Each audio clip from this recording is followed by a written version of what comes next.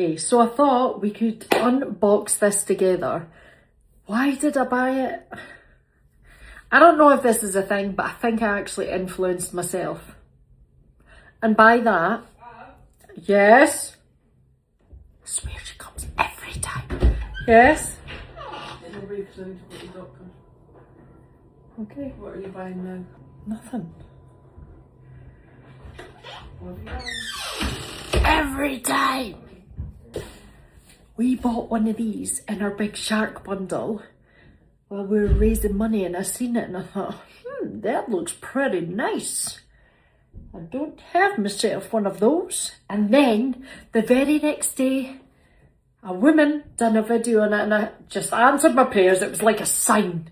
You need this in your life, Abby. And I thought, yes, I do. Shark Stain Force. Would you believe I'm actually in the midst of decluttering my pool house? Like, I am being lethal. The mental clarity it gives me in my head, having space and not being overloaded with stuff as I unbox it. This is different. Stop judging. Are you ready? Look at that! Stain Force, Deep Clean, Maximum Oxy Multiplier Max. And then you've got your lip. You did have a machine. That's it.